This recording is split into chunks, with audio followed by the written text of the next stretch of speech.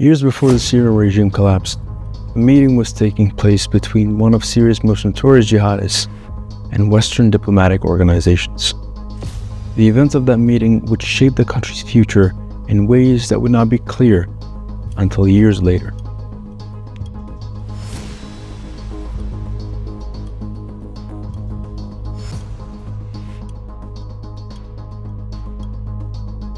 The man they were talking to was a former al-Qaeda commander with a multi-million-dollar bounty on his head.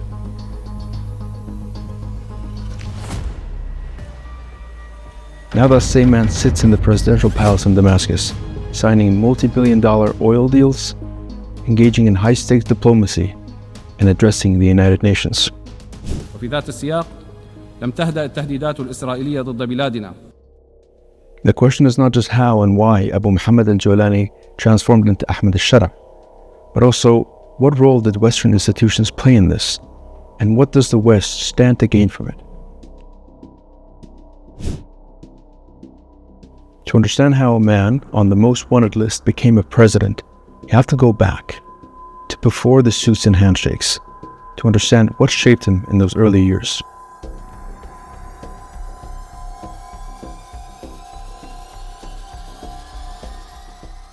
Ahmed al-Shara didn't grow up in a radical Islamist household.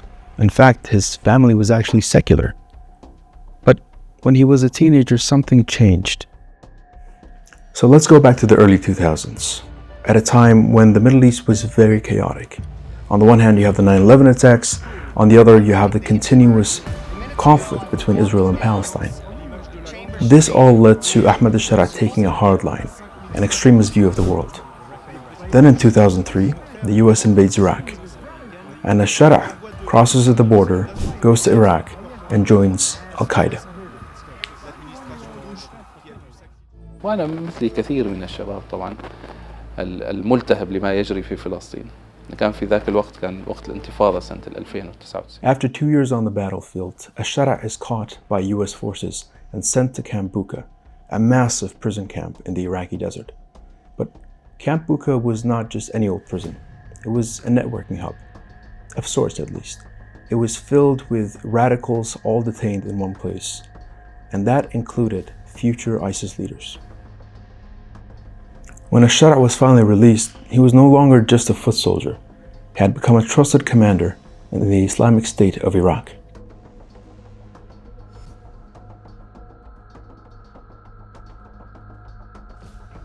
Roll into 2011 and the Arab Spring protests begin.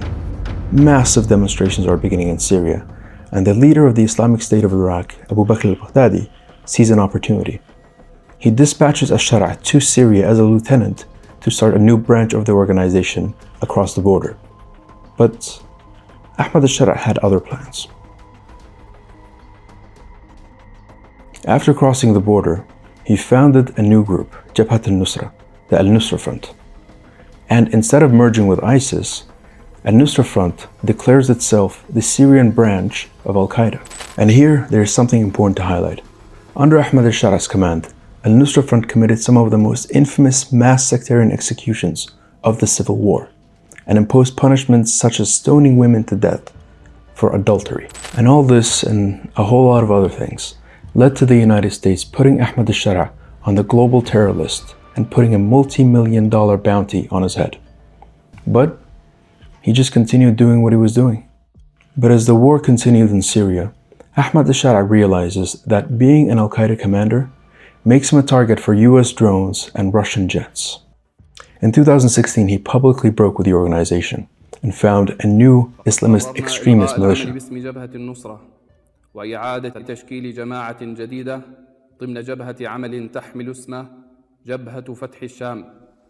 Jabhat Fath al-Sham, before 1 year later rebranding as Hayat Tahrir al-Sham, with a stronghold in the Idlib province, northwest Syria. Around this time, anti-Assad forces in Syria were struggling. Backed by Russian air power, the Syrian regime were using brutal siege tactics to crush opposition-held areas. Negotiated surrender deals saw people who could not reconcile with Assad evacuated to Idlib, and that included extremist jihadist fighters.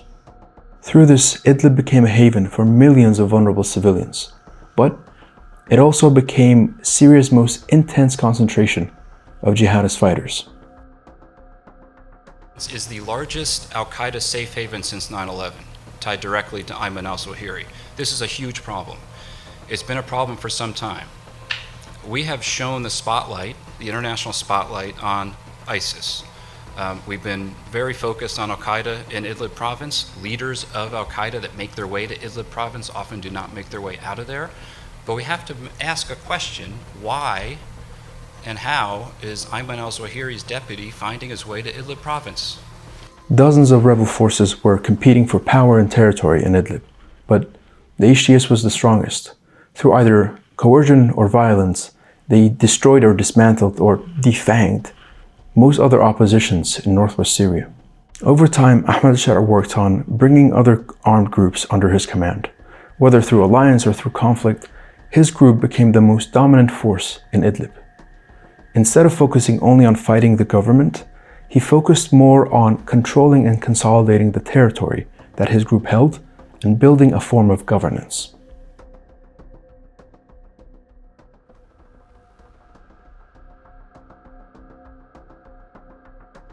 Then something happened in late 2017. When the Assad regime's forces started moving on Idlib, a change occurred. An evolution was beginning within the HTS in the relationship between pragmatic security concerns and the Salafi ideology. Under the Astana process, Turkey, Russia, and Iran agreed to turn Idlib into a de-escalation zone of sorts. And as part of reinforcing this, Turkey started moving its tanks and troops into the province. Although this was primarily to serve Ankara's interests in preventing a mass flow of refugees into Turkey, and also as a preparation to attack Kurdish forces in nearby Afrin. Many jihadist militants rejected the Turkish presence, considering Turkey an infidel state. But Ahmed al-Shara was playing a different game. He was trying to build governance in Idlib, and he knew that without diplomatic relations, that is not possible. So while the HTS publicly spurned the de-escalation scheme, in practice, they welcomed the Turkish presence. Ahmed al-Shara stopped talking about global jihad and attacking the West. Instead, he pursued a national strategy, emphasizing local Syrian politics. He began mixing his religious speeches with the type of language that stemmed from the Syrian revolution. He wasn't trying to be the next bin Laden anymore. He wanted to run Syria. While ISIS and al-Qaeda remained committed to global terrorism, HTS distanced itself from international attacks.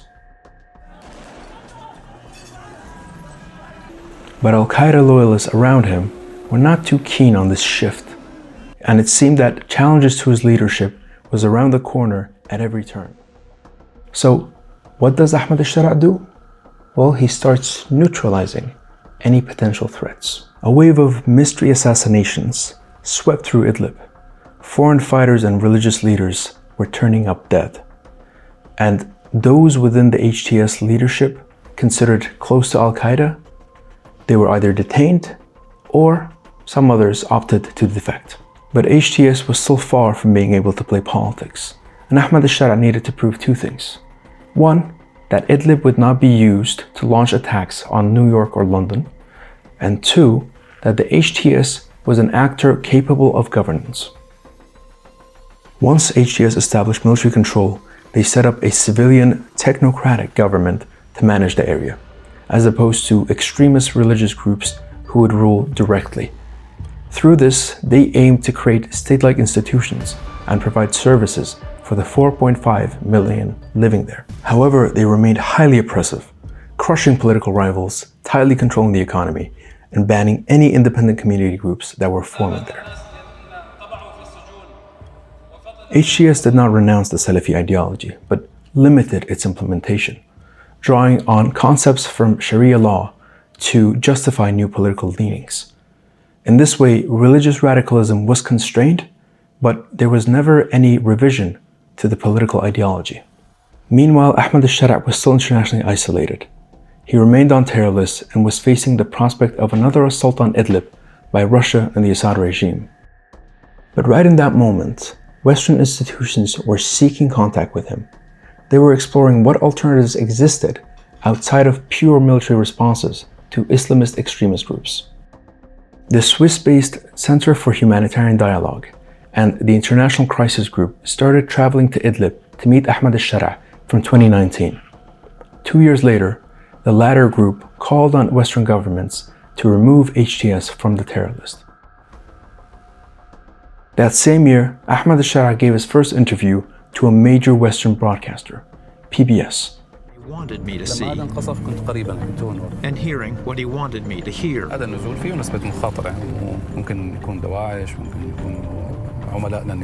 In the interview, he presented himself as a reformed moderate Islamist who posed no threat to the West.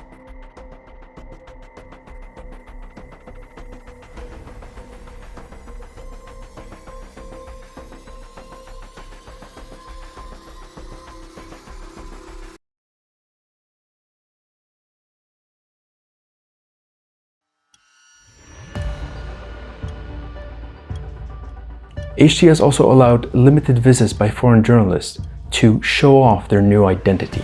But behind closed doors, a lot more was happening. Former US Ambassador Robert Ford said that in 2023, a British NGO reached out to him with a specific mission.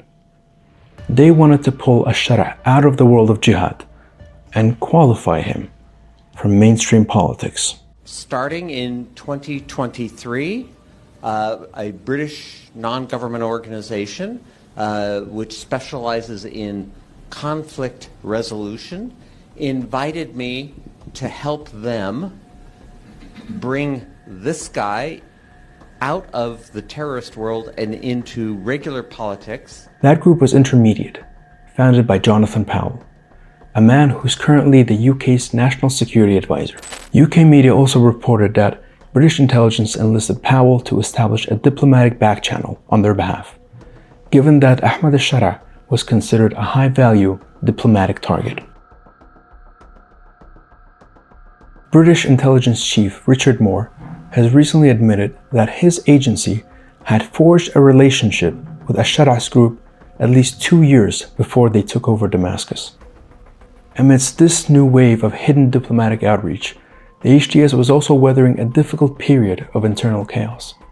Throughout 2023 and 2024, one leader quit, one was arrested, and waves of arrests followed. At the same time, people in Idlib were protesting in the streets, demanding that Ahmed al-Sharaa steps down. But using authoritarian methods and using harsh crackdowns to silence his critics, al-Sharaa survived, and the HTS emerged with a stable leadership that could take over the Syrian state by the end of the year.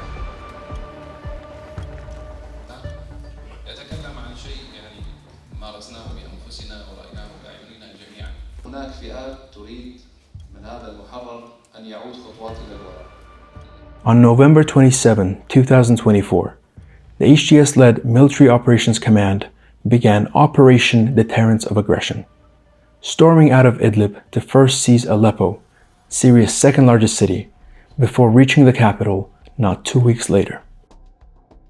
Many Syrians saw prospects of hope and peace with Assad gone. 2.5 million displaced Syrians have already returned home, but they face a precarious security situation, damaged infrastructure, and limited services, and they lack economic opportunities.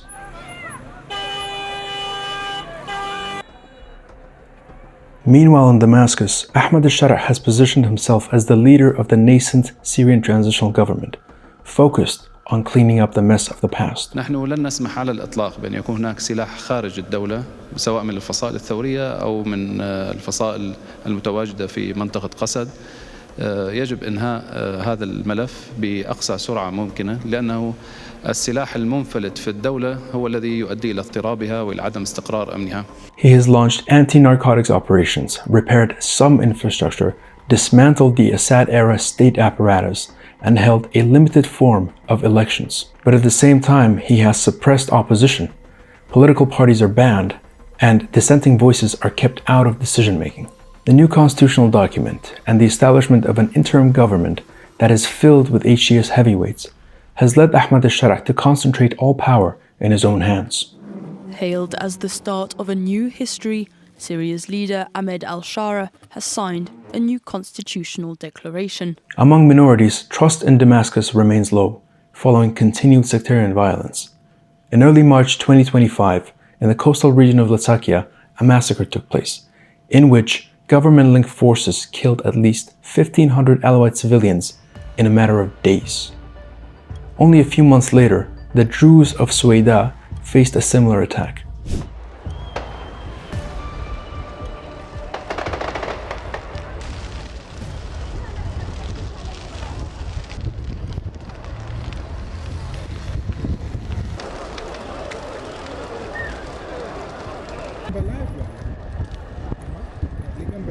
When talks for a peaceful agreement with the Kurdish-led autonomous region of North and East Syria stalled, Ahmed al-Sharaa chose force instead of diplomacy.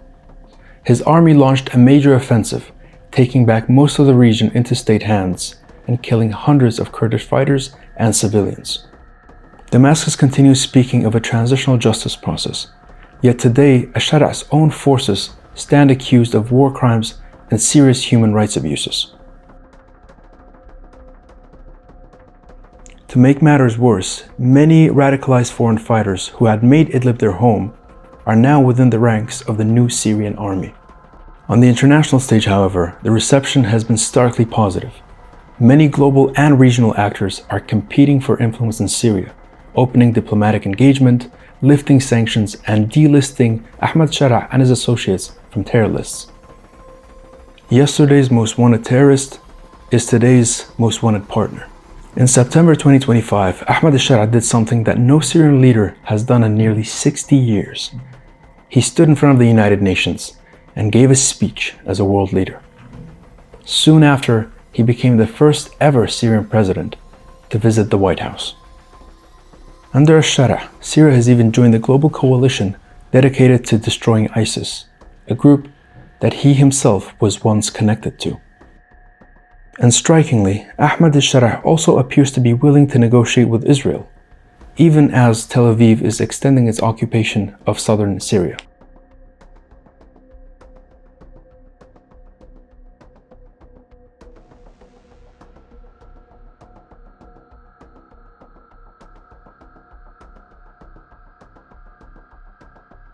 Previous antagonistic rhetoric towards Israel has been replaced by pragmatism.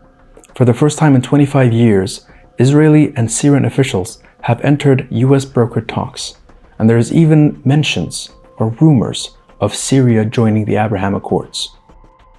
So, back to the question mentioned at the very beginning. What does the international community stand to gain from their approach?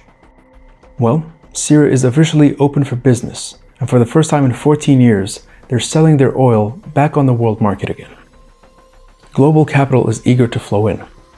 Billions of dollars are coming in from Saudi Arabia for reconstructions. There's newly signed deals in the energy sector with international companies. And Turkey, their neighbor to the north, is smelling a new market for military exports. There is also reports of a trio of key US firms aiming to develop a master plan for Syrian gas, oil, and power, committing to both exploration and extraction of the resources. And European states dealing with internal domestic issues are keen to see Syria develop and progress so that it can once again be designated a safe country that refugees can travel back to.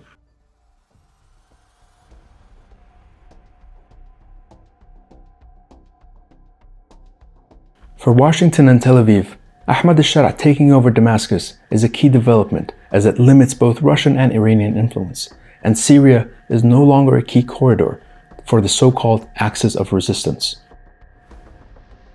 And with their regional vulnerabilities reduced so much, the US and Israel have been able to attack Iran, pushing for regime change.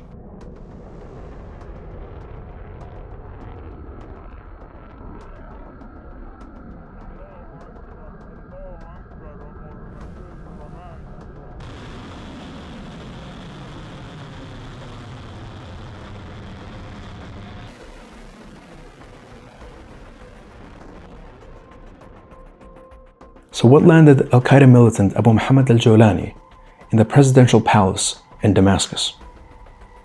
Without the International Crisis Group, Center for Humanitarian Dialogue and Intermediate engaging with Ahmed al-Sharaa at a time when he was internationally isolated and on multiple terror lists.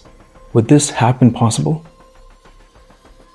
Internal factors such as Ahmed al-Sharaa's own pragmatism, power struggles in Idlib, and the shifting geopolitical map in the years of war in Syria only tell part of the story.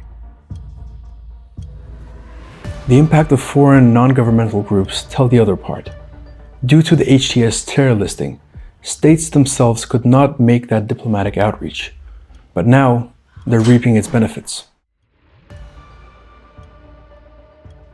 For Western powers, Syria under Ahmed al-Sharaa is open for cooperation in the economy, security, and domestic political interests.